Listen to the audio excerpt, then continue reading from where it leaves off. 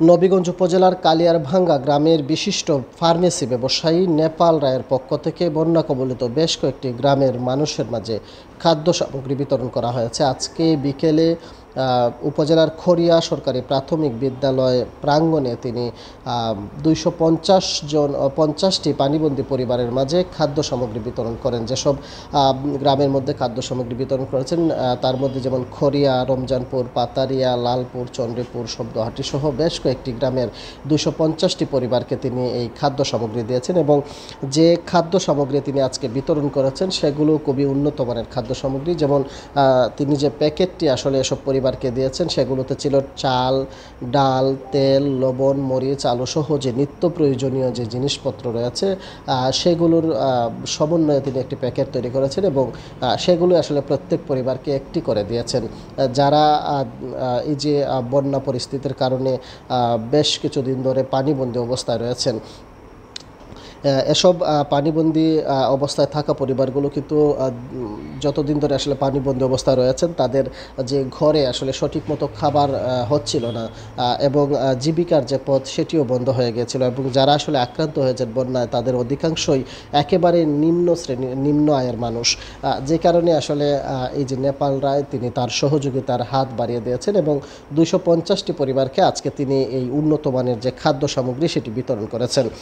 নেপাল রায়ের পরিচয়টি যদি একটু দিয়ে রাখি, তিনি কালিয়ারভাঙ্গা গ্রামের বিজয় রায়ের ছেলে এবং তিনি দীর্ঘদিন ধরে আসলে ফার্মেসি ব্যবসার সঙ্গে জড়িত রয়েছেন।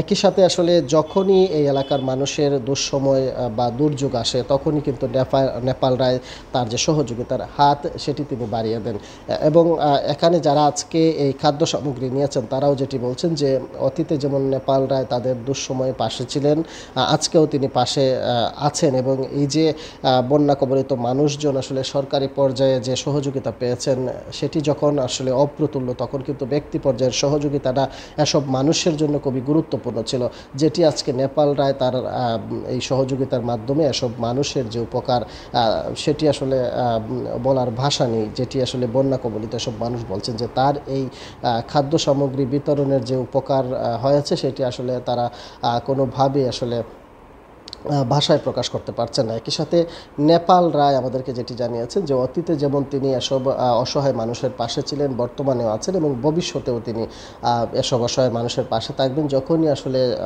তাদের দুঃসময় আসুক, দুর্যোগ আসুক, তখনই কিন্তু তার যে সহযোগিতার হাত সেটি কিন্তু তিনি বাড়িয়ে দেবেন এবং তাদের পাশে তিনি থাকবেন। পানিবন্দী মানুষের সবার কাছে আমার আদাব, নমস্কার। আমি দীর্ঘদিন যাবৎ ইমামবাড়ি বাজারে ফার্মেসি ব্যবসার সাথে জড়িত। মানুষের জন্য সেবা করি, আরও মানুষের জন্য সেবা দেওয়ার জন্য আমি চেষ্টা চালিয়ে যাচ্ছি। গরিব দুঃখী মেহনতি মানুষের জন্য সবসময় আমি সেবা দিয়ে যাব। ত্রাণ বিতরণের স্বত্বাধিকারী নেপাল রায়ের জন্য সবাই আশীর্বাদ করবেন। উনি অতি সৎ এবং নিষ্ঠাবান মানুষ, উনি মানুষের জন্য কিছু কাজ করতে চান। এখানে একটা সেবামূলক পেশার মধ্যে সে আছে এবং মানুষের দুঃখ দুর্দশা বুঝতে পারে। তার জন্যই এই পানি শুরু হওয়ার সাথে সাথেই উনি এগিয়ে এসেছেন যে যাতে লোকদেরকে কিছু হইলেও সহযোগিতা করা যায়। জানি এটা খুবই সামান্য, কিন্তু তারপরেও এটা আমাদের কাছে অনেক বড়। এইটুকু করার মন মানসিকতা ঈশ্বর সবাইকে দেন না।